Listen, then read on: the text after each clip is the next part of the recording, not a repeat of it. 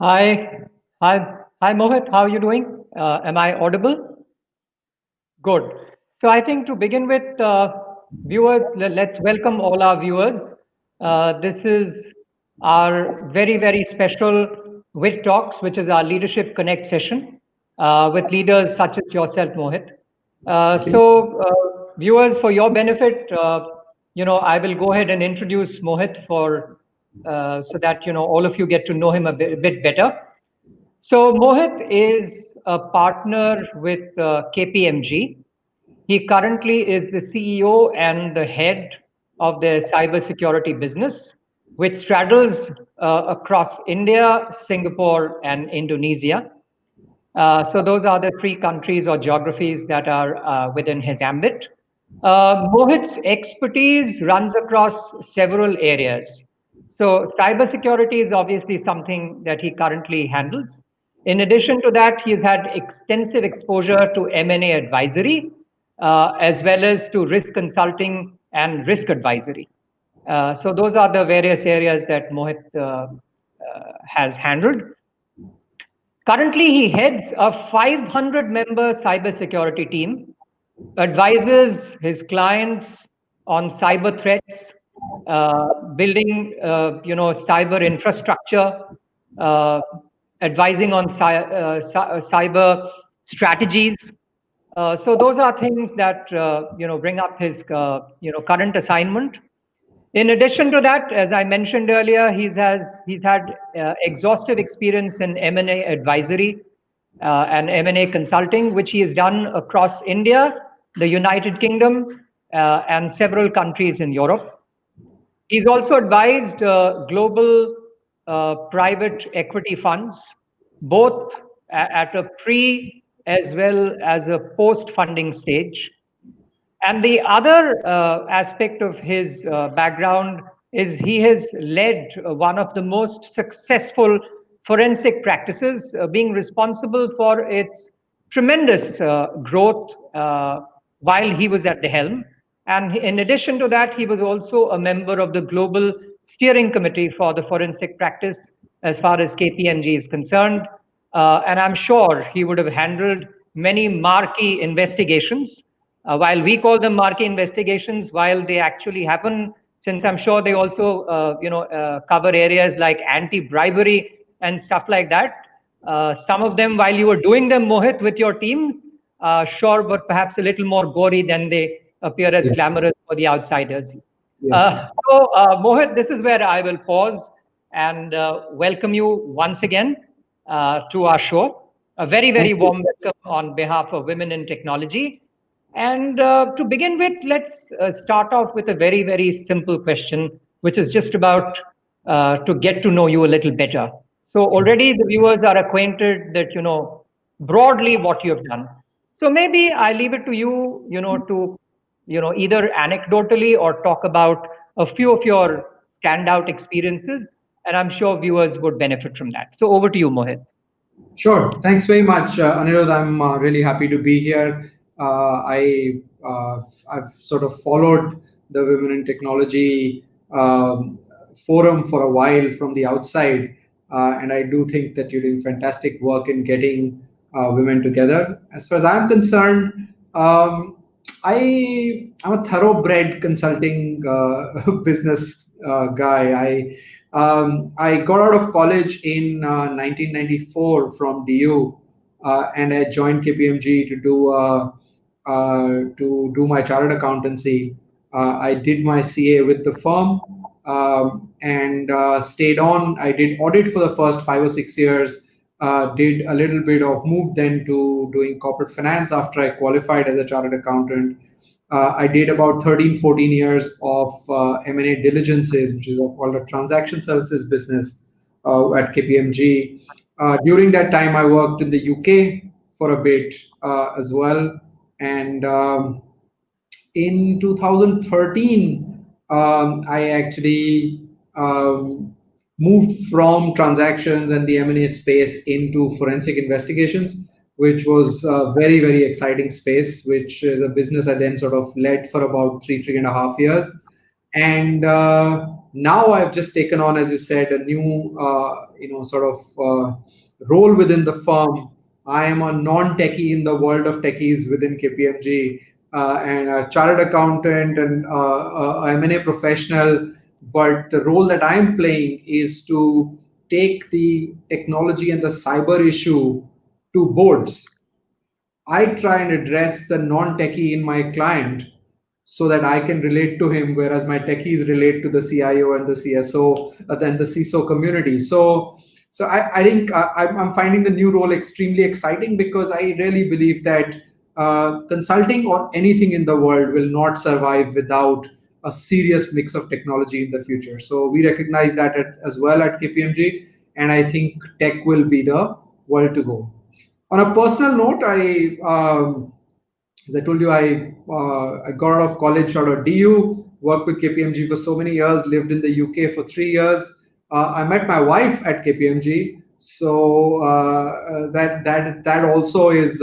She left the firm in 2002, so we grew up together within the firm, and then she left, and she's been a banker and a entrepreneur since, and now works back in consulting. So she's had a varied career, and I'll maybe point out to some of her experiences as I go along in the next hour as well, because those have been the closest experience I've had to women in consulting, and I have some good learnings from there, which I look to apply within the firm as well. So I think you'll find those handy.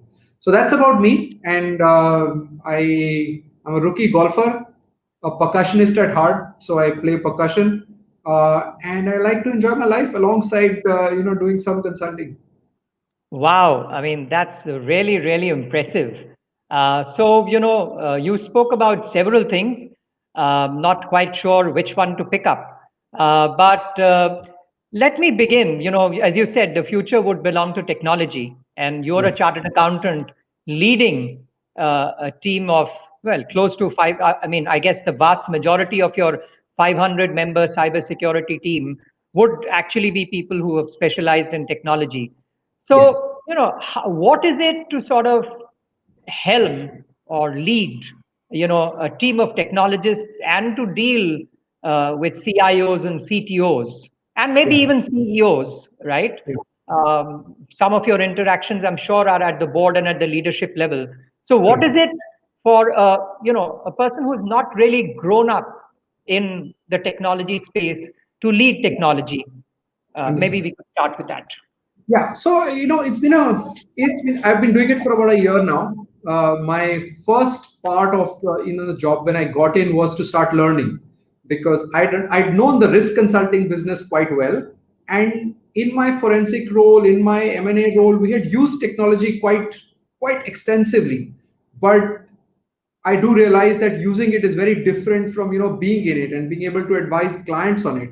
So I'll try and answer your question in two parts. Firstly, how is it to deal with so many techies around me? So I and another person are the only two accountants in our group of 500-600 people.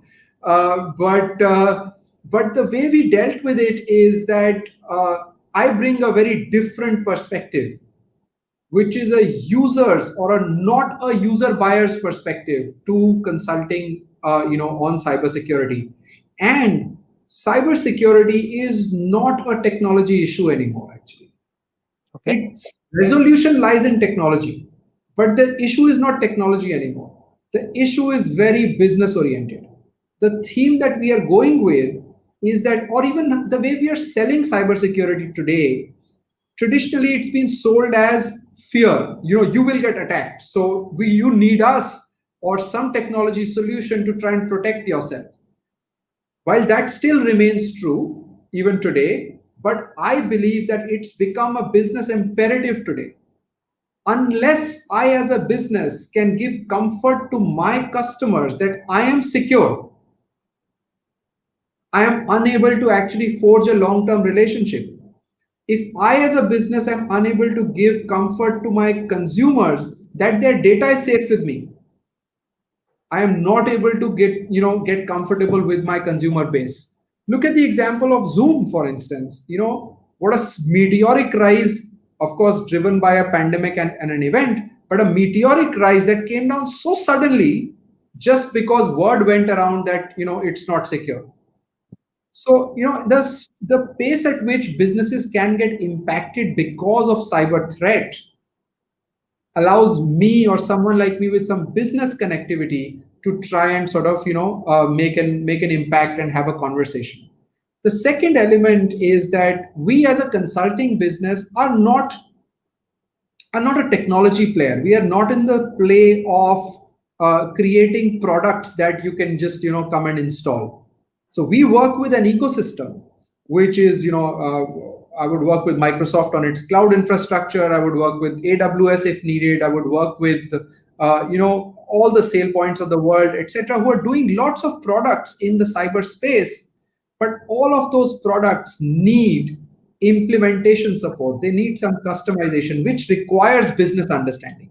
So those aspects of business is what my role is in sort of bringing it together. Apart from that, I enjoy working with techies actually, because they are some of them are very interesting and intriguing personalities, because they go so deep into their domain and enjoy being in the tech world all the time, that at times I have conversations with them to say, no, you're getting carried away. That's probably not the level of depth that this client requires here. So let's pull back and bring it to a more business sort of context. So I'm enjoying that bit. Good to know. See, one of the things that I picked up, Mohit, from what you mentioned is that from fear, it's moved away from fear. I quite get that. I'm sure our viewers have also got that. But I also heard you use the word risk, right? Yeah. So, it's like saying, am I secure? Hmm. I.e., are my risks mitigated? And if Yeah. they're not mitigated, then how on earth and can I sort of deal with my clients, or how would my clients have Yeah. confidence in dealing with me in terms of a long-term sustainable relationship? Correct. And you are definitely, being a chartered accountant, having worked for so long in KPMG, a risk professional, and you've obviously spent a lot of time doing risk advisory. Yeah. What are some of the similarities or the dissimilarities so far as the risk factor is concerned? Right here, also you're advising on risk, and earlier Correct. also you were doing, risk, different kinds of risk. So whether you were handling audits, whether you were handling your forensic assignment, or whether you were doing M&A, at the end Yeah. of the day, these are all ways of mitigating risks, if I may say that. So, Correct. what kind of different flavors have you seen from your perspective? So I think for me, risk is not unidimensional. In Okay. today's day and age, risk has multiple dimensions. If I were to look at technology as a potential enabler for my growth, potential enabler for my efficiency, it doesn't come without risk. And that risk is not just in the technology. So when we are trying to do even cybersecurity engagements, we are looking at it from a triangle of people, processes, and tech. So if I'm evaluating risks, my risks could be sitting inherently in the technology or the use of it. They could be sitting in the processes that I have built around my technology, which make my organization go up and down. Or the worst form is that they could sit in the people who actually use my technology. So that triangle of tech, process, and people is the real sort of story, which I think goes to all the forms of risk consulting I've done in my life, whether it is, governance or compliance or the legal risks or the technology risks or M&A risks, whatever they may be. I think these three facets are very important of, where you are from a tech perspective, what your processes are and how robust they are, and how well aware is your population of that risk. So for instance, take an example in the cybersecurity space. One domain which I think is underpenetrated even today is the awareness domain. You are Hmm. just as secure as the weakest link could be. Yeah. No one is attacking a server today. People are attacking the endpoint to get to the server. So my protection is needed at the endpoint. My protection is needed at that poor bloke like myself, who's a non-techie sitting at home working on his computer nowadays, and has got the office connection on his iPad, on his phone, wants his air printer connected as well. So I have created such multiple endpoints all of a sudden, especially in the last 6 months, that for someone to attack, there is far more area available, and you need to make sure that you can't get penetrated from anywhere. So I think the short answer, people, process, technology is the solution. No, I think well said, and I think all our viewers and I, anyone who's watching would get it. Yeah. So thank you for that. So let's move on to something that's, what might appear to be a digression, but at the same time very topical. And because, currently at least for the last 5 to 6 months, the whole world and companies alike, clients alike, are dealing with COVID. So, in your, interactions with clients in the last 6 months, have you noticed, sort of any change, either in their behavior or in the way they wanted to engage with you? And, how has your reactions or solutions been any different from what you might have, proposed in the past? Surely. So I think the first 2 months of the lockdown, people were shocked, Hmm. right? And the instant reaction was, where's my guard? So can I just pull it up and can I make myself very, very secure? So first 2 months was only about protection, right? While the first focus was protection, the boards and the CEOs were thinking about continuity. How do I keep the machine running in a fashion? And my personal observation, I may say now, in a post facto basis, is that most large to medium sized organizations did well on that Hmm. count. All the BCP we had sold for so many years came to test in March of this year, that hordes and hordes of people all of a sudden needed to work from their homes, but yet I don't believe businesses got impacted from a continuity perspective as much as you would have imagined 5 years ago or 2 years ago. So I think one, people did well in the first 2 months in responding and reacting and protecting themselves. Then it started to kick in, that where is business going to go?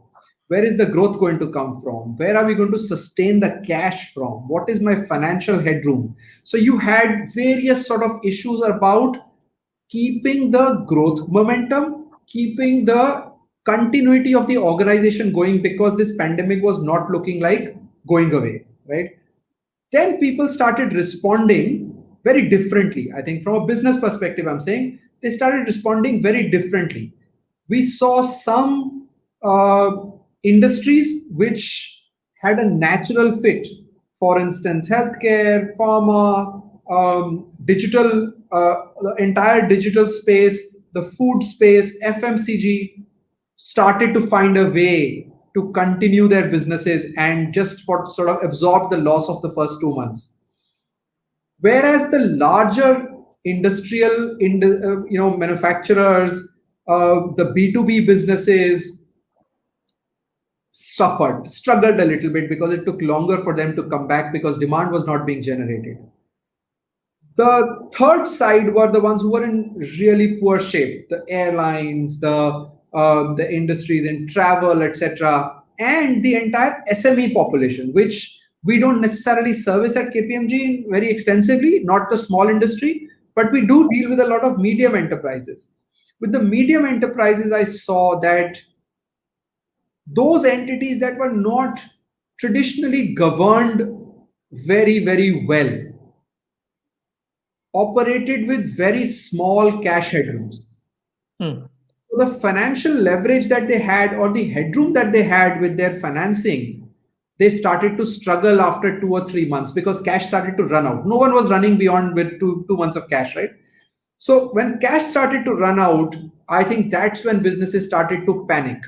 Some responded with salary cuts, some responded with changing the way they engaged with their employee staff. A lot of them, use gig populations, A lot of them actually got into contractual employees and changed their arrangements into contractual employees. Wherever it was possible, they moved to variable pay for employees. So I saw the medium size industry responding in that fashion.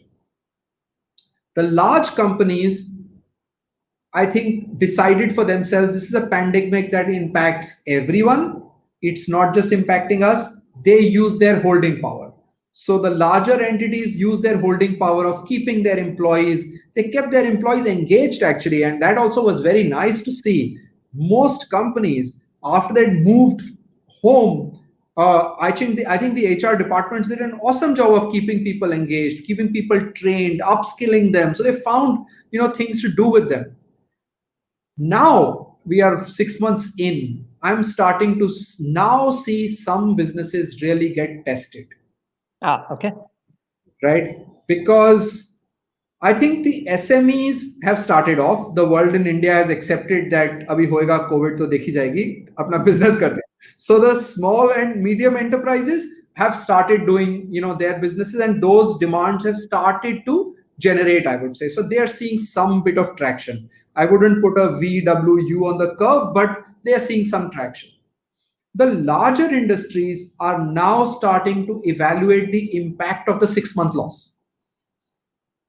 So there was a good long period of your business having been either at best stagnant. Growth to koi bhi nahi kar raha tha. That is the best you could have done was stagnate.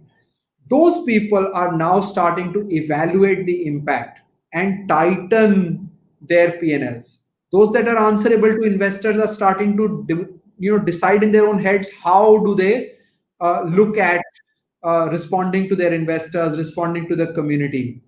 And I'm seeing the smarter businesses who are doing a good job of engaging with their customer base are actually coming out quite strong.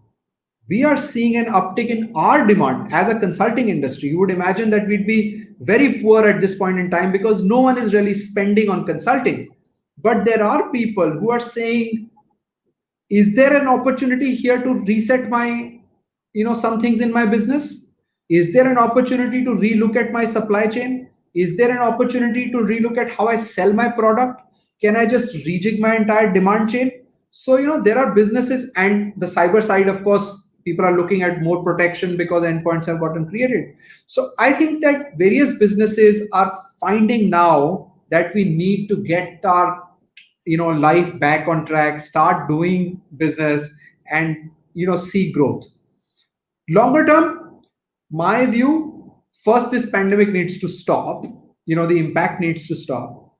From the point where this impact will at least get, if I may say, can't stop, but at least we've gotten our arms around getting business done in spite of the pandemic. Let's say that time is November, December of this year.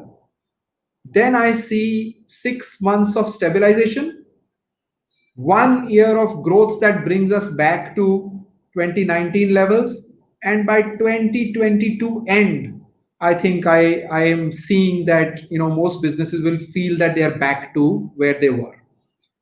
So that's my sort of take on what I'm seeing with clients. Thanks, Mohit. That was very, very comprehensive. And what I took away in between, that's something that you mentioned in between, is clearly you're seeing a different nuance in terms of the kind of consulting business Yeah. that you're now getting, because clients are obviously telling you, okay, we have not done this before. If this is now a reality, what is it that I need to do, and therefore, what can you advise us? So well noted. So, given the fact that you've been in consulting for so long, I guess comes the most obvious question. Ever since anyone who's sort of been associated with consulting, the common perception about consulting is that it requires very, very long hours. Yeah. It requires extensive amount of travel, and so on and so forth, right? Yeah. So, and that, while that could be good news for some, because in India there's always some workaholics around, Hmm. but with the younger generation, their need and their desire for for them to decide what they want to do at any Hmm. given point of time, and having adequate amount of recess time or free time is quite important. So what would be your advice to today's youngsters, right? And I haven't yet come to women. I'm conscious of the fact that we are a women in technology platform, so I will definitely come up to that maybe in the next 5 minutes after this question. But in general, what is your advice to today's youngsters who want to get into consulting? So if you give us the inside view, what is consulting like? Is it really about long hours and lots of travel, and is there life beyond that? Sure. I think consulting in India is about what, 30, 35 years old as a mature business, 30, maybe not beyond that. And I have personally been involved in it for 26 out of those 30 odd years, and I've seen it change quite a bit. In the late 90s, even in the early 2000s, I think I used to feel I used to do three people's job at a time. So I think that thing, has it gone away? Has that nuance or attitude of Indian businesses working insane number of hours, has it gone away fully? No, it hasn't. But I can say, at least at our firm and a lot of the competition that I see as well, and I hire from all over our competitors, there is definitely a better appreciation of the fact that there is life beyond work, number one. Number two, I think it also is a good point in our maturity cycle of consulting as well. When we were very young, I think the growth was so much that everyone was trying to just run very hard, try and look smarter than the other guy, work harder to gain speed of traction. As the business has matured, I think people have started looking at consulting as a longer term career option as well, rather than let me get here for 3 4 years, work like a maniac, and then get out and do something else. So I think that, and also third point is that thanks to this new generation, I'm really glad that the millennials I work with actually demand, expect that you have a life, that work is not everything. And it has led a lot of us consulting firms, and KPMG definitely right in the forefront there, I think, to make our engagements, the style in which we operate, the pressure we take on ourselves, at least the artificial pressure has been released in some form of fashion. Of course, there are oldies like myself who will still want to do our consulting project in the old way, but a lot of people are changing. And with that pressure going, I think there is good appreciation that people need downtime, people need time to be spaced out, they can plan their lives a little bit. That said, you pointed it rightly. Inherently, the consulting profession has some limitations of time constraint, of client expectation. So that is a peril of the job. It will have travel. You cannot help or could not help travel till 6 months ago. Now I think you will need to reset as well. There's a different realization that things can be done without actually being in front of someone. So I'm hoping this will make it even better for the consulting industry. But I have to say that the last 5 odd years have been a lot better than the past 25. Okay, great. Good to know that maybe we are seeing from a consulting perspective green shoots of some change. Yes. Mm. Okay, good. So the next question, I guess, is obvious. I mean, this is not true of consulting, but true of women in the corporate world. At the entry level, if we look at techies, the our intake rate in India is pretty good, almost Yes. 34%, ahead of the United States and ahead of most of the countries of Europe, right? So it is very, very good. And yet, the three M's that we talk about, which is marriage, maternity, and mobility, right? Uh, as soon as the first or the second of them kick in, by the time you're in middle management, it varies from company to company, but it's anywhere that 34. I'm told that 34 is already down to 27 in 6 months, right?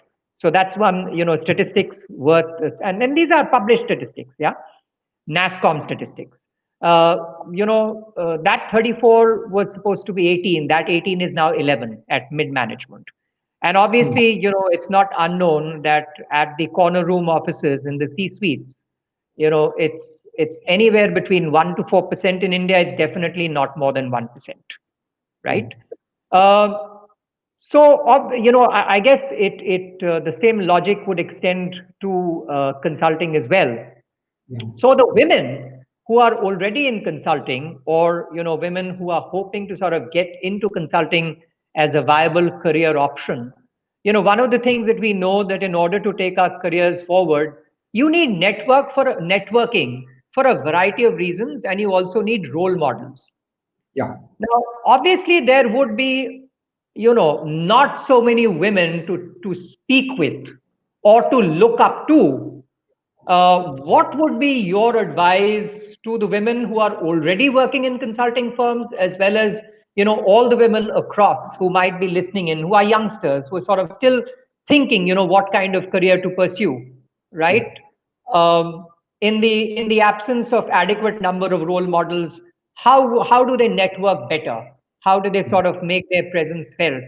And how do they go beyond this whole bias that just because you're married, you're going to be more or less efficient than what Yeah. you were when you were not? Correct. Correct. No, I completely understand the question, and I relate to it personally as well. Um, Let me try and answer your question in various parts. First, from the Sure. consulting firms' perspective, Yes. what do firms need to do, in my view? And where are we in our sort of maturity level?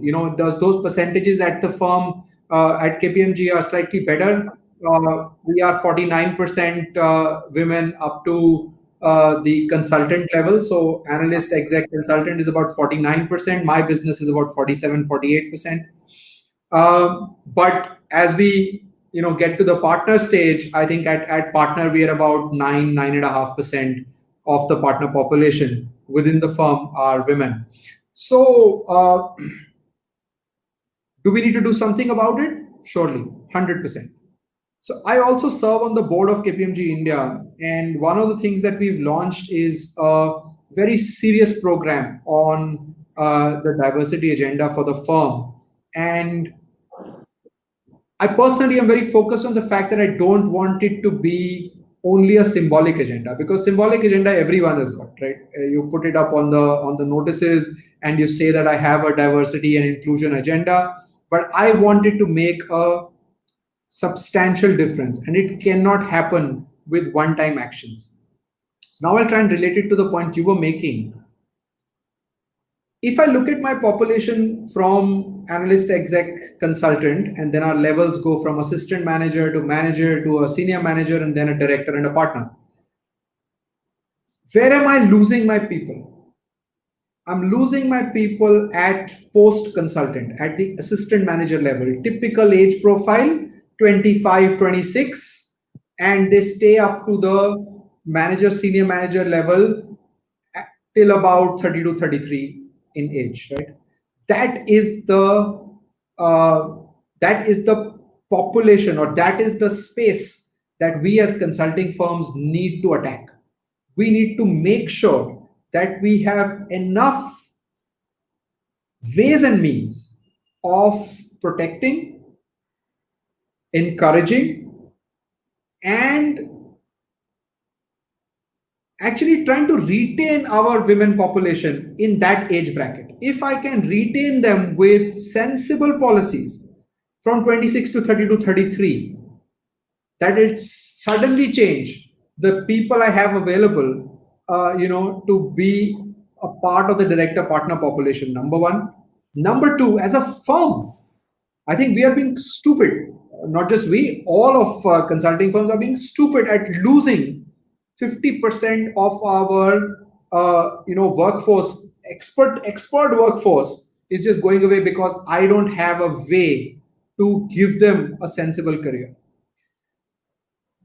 What I am encouraging within the firm, and I think most of us need to do, and this pandemic will come in handy again there, Anirudh, is measurement. What is our problem? Why are we losing these people?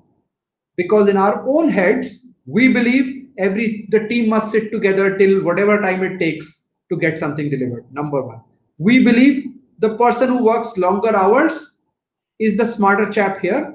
He's working harder, therefore he needs a fillip in his career. And the women just walk away to say, I'm not stupid, I'm smart enough, I do very well.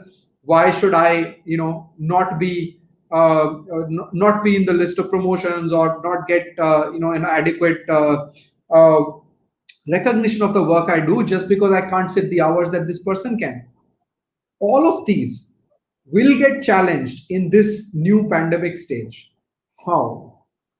We as businesses, I think, need to move towards measuring outcome, not input.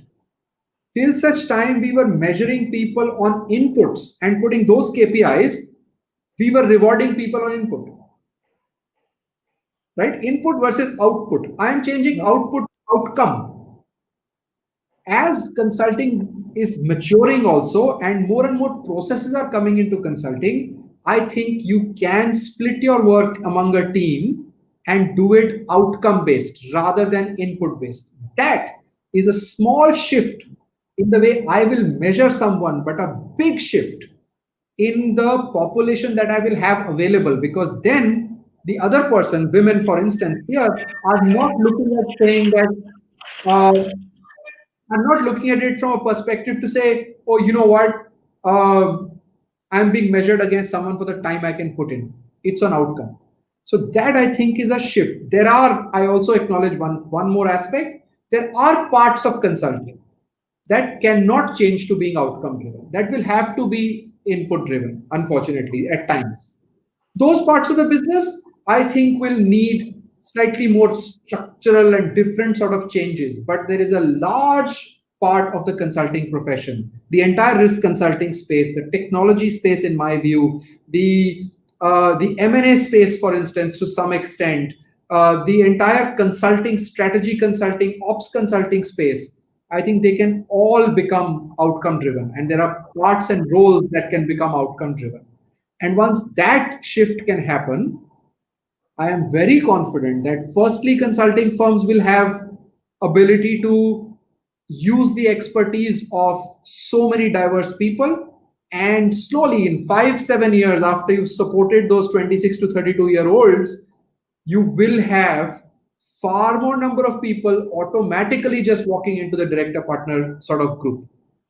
That I think is the way to sort of go for women. I am very confident, optimistic, and excited, actually, at least from our firm's perspective, that the programs we've put in play will give us access to a far larger and diverse population. There's a lot of recognition of that at the firm, and I've seen it with a lot of other competitors as well. So I believe that consulting still is a nice space for women to be in. Great career. Great, good to know, and good to know the fact that even at an input level, at an entry level, your numbers appear to be better than what is the industry average, right? Correct. So that's very heartening. So clearly, you are definitely attracting the talent at the entry level, Yeah. and you have clearly identified as a leader, being on the board of KPMG in India, that it's that age bracket somewhere between 25, 26, right up to 32, 33. That's the vulnerable sort of age bracket, if I may say. And I think both from a policy perspective as well as from a change in mindset, change in outlook, and hopefully the COVID situation will somewhat have contributed towards a different kind of thinking, I think so. that and plus some of the from a process or policy perspective, you would have set in some things in motion which you Correct. believe will give you tangible and visible results in the next 6, 7 years, right? Absolutely. Okay, that's really good to know. So, Mohit, what happens in some of these, talks is that it goes to a group of mentees who have sort of in the past been mentored by WIT, and many of them do send in their questions. And I think, I would definitely have to take, and share some of their questions with you. So Sure. the next few questions are actually questions which have come in from them.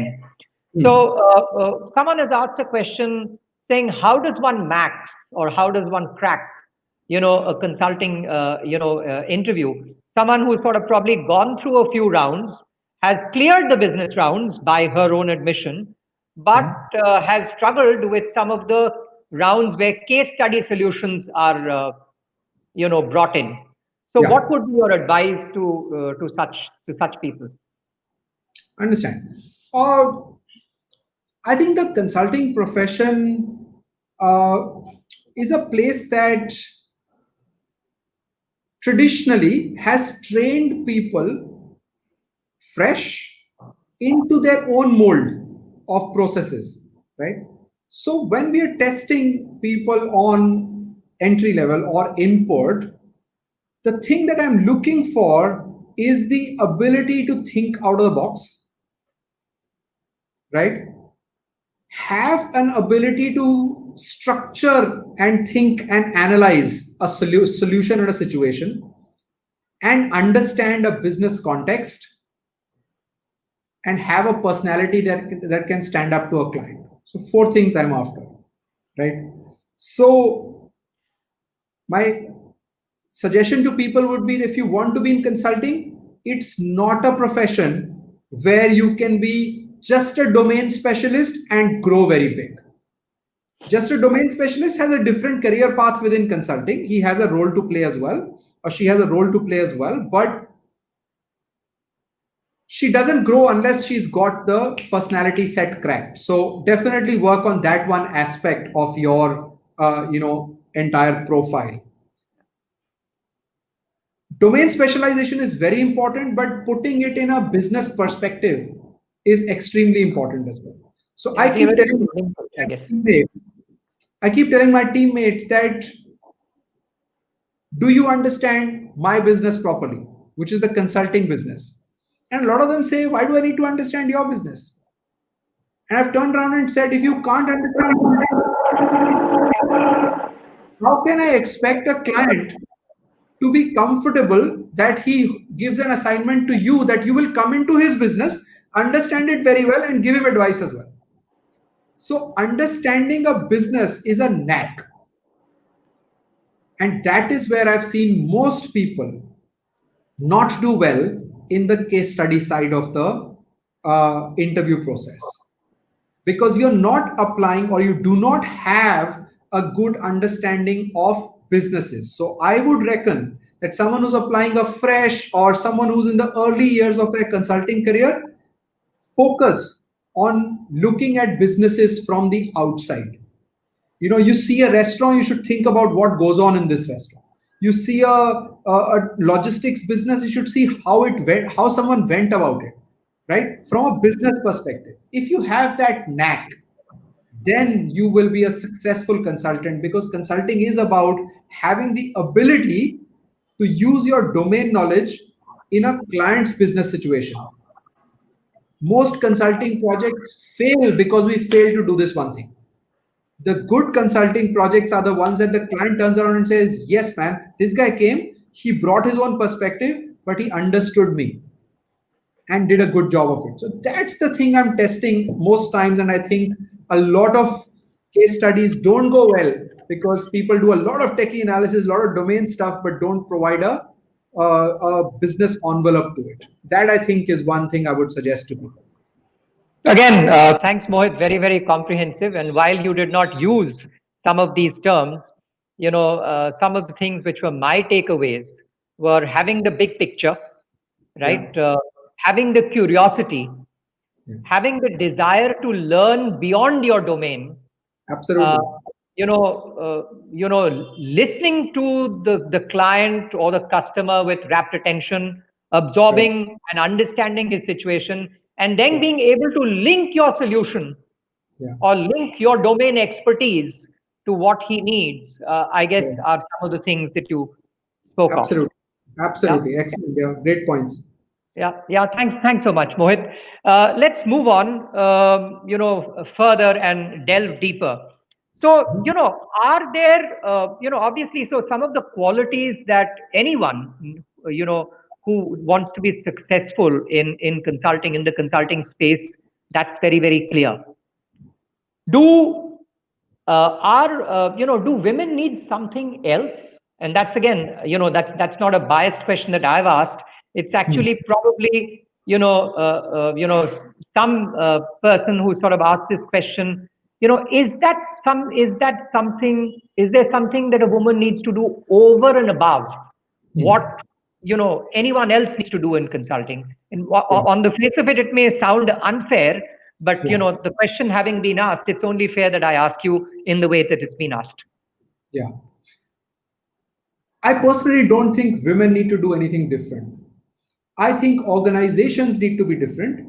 I need to be different as an organization, as an employer of women and male colleagues. I need to do things differently. So I'll come to those separately. But what do women need to do? I think, which is true about most people in my business and in the consulting business, be bold,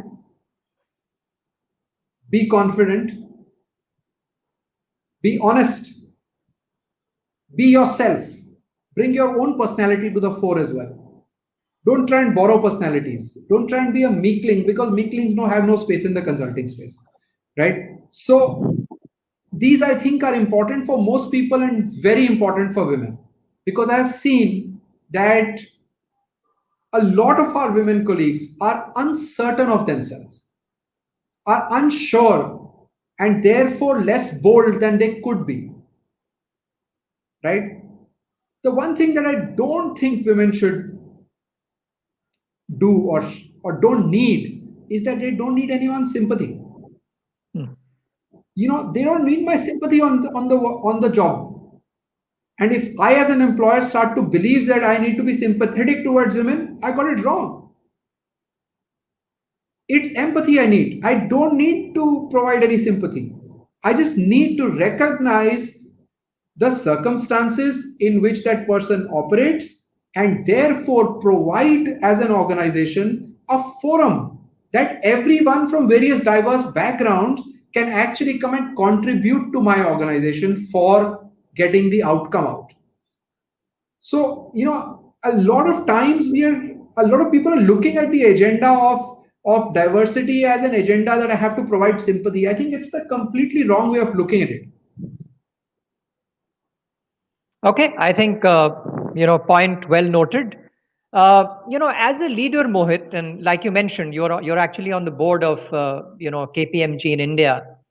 I think there have been enough and more studies, and mostly led by consulting firms, right? McKinsey and Bain included, right? Mhm. Which clearly shows that having a more gender diverse workforce, right, actually contributes to greater creativity, greater innovation. Yeah, I did hear you partially allude to that, right? And more importantly, and most importantly, to a better bottom line, right? And while it's great that KPMG's numbers probably look better than what they are at an industry level, how would you, from a policy framework, right? A lot of your work is around, governance, right? Yeah, When you do advisory work, I'm presuming you do a lot of framework related, governance related stuff. So, from a yeah. policy framework perspective, what is it that you would advise either other organizations or even governments, right, or even NASCOM for that matter, on some of the things that they ought to be taking up, whether as a pressure group or otherwise? Right. So look, I think I'm presuming you're asking the question in the perspective of getting the numbers to get better for women, right? That's what the question is in context. Absolutely, as well as a recognition that these are empirical facts, and yet we Yeah, don't hire. So why not? absolutely. No, I think I completely get you. I think I sort of alluded to some of the points that we are doing at the firm, but I think at a country level, uh, you need some changes in our society. You need some changes in the way people are actually living their lives. People moving towards a slightly more professional organization, professional sort of education, and you got to make sure that more and more women get into professional spaces in the first place, so they're available for the organized industries to hire as well. That's one. The second thing I think is, especially, and it comes to my mind in my problem within the firm of that 26 to 32 age bracket, is an acceptance of working in, if I may use the phrase, part-time sort of employment during at least that age bracket. And if I can extend that to the entire life cycle of a woman's working ability, the gig population which is available for us today, and companies actually starting to become more comfortable with outsourcing some of it to the gig population and getting stuff done on gigs rather than having to employ people. So this voluntary workforce and its growth, I think, is a good opportunity and I'm talking of mass scale sort of proliferation of the whole idea, can be really have a lot of impetus with use of people in the voluntary space on a commission basis. They can definitely, it allows people the flexibility at various stages of their career and their life cycle to say, next 2 years I want to sort of switch off and bring my switch on again. So I can take the example of my wife, who left the consulting profession in 2002 when she had just made a manager. So similar sort of age bracket, and she was about 26, 27 then. And she actually went away, went off to banking, did 5, 6 years, 7 years, 8 years of banking, then did an entrepreneurial venture for herself, sat home and did an entrepreneurial venture on training and using percussion for training and the likes, and then gave up on that after about 8, 9 years of making it extremely successful. She turned around and said, okay, kids are about, my boys are 13 and 10 now. So they are on their own. I want to go back to my consulting profession because I used to like it there. And she's back now. Right. So this ability and confidence of going back and forth and making adjustments to your life cycle, not having to stick to one single sort of path of career, is another nice alternative that women can employ and organizations can encourage. Yeah, so I think it gets me back to organizations being receptive to having what we call returnee women, Yeah, and maybe having programs around that. absolutely. So, you made a good point about the bottom line. I mean, imagine if I was doing a consulting engagement with someone and telling him that you have so much raw material available to yourself, but 50% of that raw material you don't have access to, or you're ignoring, you're not buying. It's stupid. You will find a way to do it. Therefore, similarly, you have 50% of your workforce, which is extremely well educated and has the expertise that you have provided to them in the initial years of first, 7, 8 years of their career, and then you just say, okay, now I can't employ them. It's silly from an organization's perspective, and that is the way it has a bottom line impact. Thanks, Mohit. I'm conscious of the time. We have just hardly 5, 6 minutes to go. So I'll come to the last couple of questions again, which have come in, from the audience, right? And these are women who have worked who are obviously engineers, techies, and have probably spent some amount of time. Could be 2, 3 years, could be 4, 5 years, could be 7 years. So let's say anywhere between 2 to 7 years in the IT industry, right? I'm presuming they're coders, testers. They're working in, let's say, an IT major. Yeah. If some of them were to think about moving into a consulting assignment or in a consulting firm, First of all, would consulting firms look at them? Uh, if so, why so? And more importantly, what might they need to learn? How they need to sort of probably tweak, their learning, some courses that they might need to do in order to get into consulting. Is that feasible? Is that a viable option? That's the question. Sure. Excellent timing for this question, actually, because the consulting profession is at a cusp currently. What is that? They are seeing that the technology firms are starting to creep into their space by providing a product or a technology solution that they were earlier filling by their own service. So their manpower was actually conducting, let's say, analysis of financial statements. You now have a technology tool which has started to come and do it in like 15 minutes rather than the 7 days that the consulting firm charged a client in the past, right? So the technology firms or the technology businesses are starting to creep into a consultant's traditional space. What has that done to a consulting business? It has made them realize that without technology, there is no consulting, and in the future, there will be no consulting. So I cannot go to even do an internal audit today without having a technology platform available to myself. I cannot do an external audit today without having a technology tool which is matching all my entries. So the whole concept of audit or improvement consulting or making someone digital or making someone cyber secure has changed with the marriage of consulting skills and technology.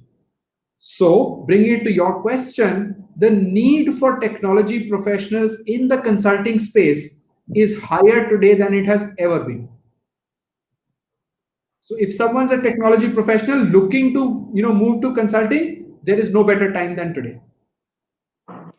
And would you advise them for any specific courses that they need to undertake, or that's not really required? They can just piggyback on their domain knowledge. I think the start point should be domain knowledge. You of Okay. course need some business orientation and some understanding of business and finance to some extent, but business more than finance. You need some understanding. So I would pick one or two courses that they could do on the side, right? But do it on the back of their domain knowledge. Their domain knowledge is critical to consulting firms today. They will The lap re- them. no, the reason I asked that, and I didn't sort of deliberately ask the full question, someone's actually said, now that I've spent 3-4 years, in software engineering, with a technology major, and I'm clear that I want to get into consulting. Is it an absolute must for me to do, an MBA? So, No. okay. Uh, no, it's not an absolute must for you to do an MBA, but definitely not a must for you to make a shift. If I were you, I would make the shift and pursue something which gives me business orientation on the side. It's a possibility today, and I think I would encourage people to do that. Yeah, I think goes back to my point of having curiosity and being forever willing to learn, Yes, and being able to link your product to a company's situation. And absolutely. now, absolutely, to my final question, which is in a sense a follow-up of what I've already asked you. So someone's saying that, is there a role in consulting for someone who's worked in the IT industry, either as a project manager or as a product manager? There is a space for both roles today. Project manager is very akin to the way consulting businesses are operating today, both in the space of consulting and advisory services, where they are starting to pick up projects which are creeping from pure play consulting to a managed domain, where you're saying, I will advise you, I will build it, and I will operate it too. So project manager space becomes very critical to that sort of domain straight up. And the product manager sort of profile in a tech company has relevance in actually being able to devise and design new solutions for clients. So when I'm talking about a business consulting opportunity which can't be done without tech, I have people in my team which are actually developing products on the fly on use cases on a client project today for me. So there is a role therefore for both someone who's had a project manager sort of profile as well as a product developer profile. Both of them have a reasonable play in the consulting space. Although, I mean, someone who's thinking about this, you also need to evaluate what you're leaving behind. So you obviously have a great future in tech as well. So you got to balance that. But if you're really keen on shifting to consulting, there is space for both of those profiles today. Mohit, I'm just conscious of the time. We are absolutely at the hour. Yeah. So as much as I would have wanted to sort of prolong this, I guess in the interest of time, I cannot. Once again, on behalf of Women in Technology, thank you so very much for Thanks very much. spending a precious hour of your time with us. Thanks a lot. It's been wonderful having you with us. Thank you. Thank Thanks you a lot. very much. I've enjoyed it and I wish all the listeners a lot of luck with their careers. Thanks a lot. Bye-bye. Cheers. Bye bye. Cheers. Bye.